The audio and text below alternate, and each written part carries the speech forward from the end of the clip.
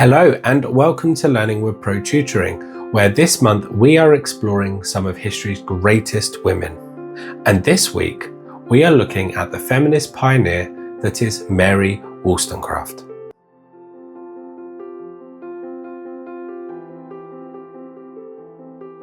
Mary Wollstonecraft was an incredible figure, and when we look into things like feminism, gender equality and human rights, she stands at the top.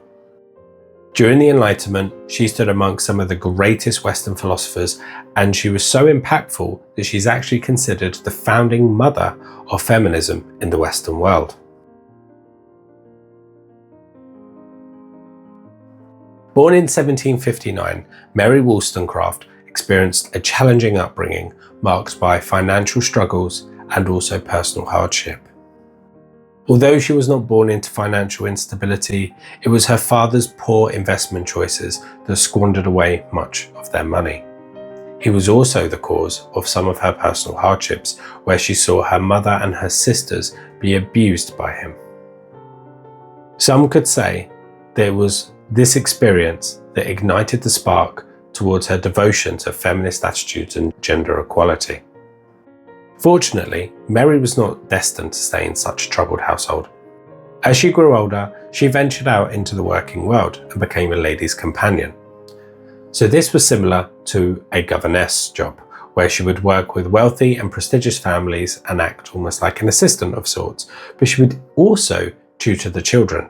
And whilst she did not enjoy working for the lady, she loved the aspect of teaching.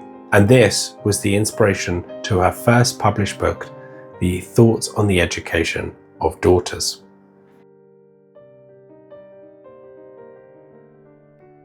Wollstonecraft emerged as a pioneering writer and philosopher. Mary, in fact, was a staunch defender of feminist ideals in a time where there were very few. And it was her first book, The Thoughts on the Education of Daughters, where she made a compassionate case for the education of young women. This was more of a self-help conduct novel which taught middle-class women how to think, behave and teach at the time. But she was not just a defender of middle-class women. When Edmund Burke, an MP at the time and writer, supported Marie Antoinette in his writings about the French Revolution, Mary came to the defense of the French peasant women, and this was in her book The Vindication of the Rights of Men, 1790.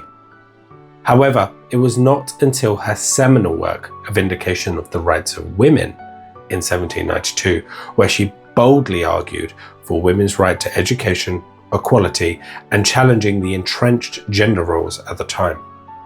Her writings went way beyond advocating for women's rights, and they actually delved into deeper topics such as politics, society, and also the nature of humans. Mary Wollstonecraft's life was tragically cut short in 1797 at the age of 38. Shortly after giving birth, she succumbed to an infection caused by childbirth. Despite her very brief life though, she's a powerful voice for revolutionary ideas and has left an enduring mark on history that has ensured her legacy lives on as a champion of human rights and gender equality. Mary Wollstonecraft's ideas have resonated through the ages, establishing her as a foundational figure in modern feminist thought. Now, it's important to recognise at this moment that our modern day feminist thoughts may seem rational, almost intuitive, but that has not always been the case. In fact, without Mary's polemical views and insistence on changing the status quo, progress may have even come much later. It was her insistence on rationality and equality which has influenced countless activists, writers and philosophers, making her a cornerstone for the ongoing fight for gender equality and social reform. Her intellectual courage continues to inspire debates about education, human rights, and still the ongoing roles of women in society.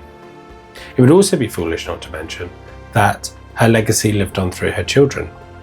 Mary gave birth to her daughter, also Mary, but you would know her as Mary Shelley, the author of the world-famous sci-fi novel Frankenstein.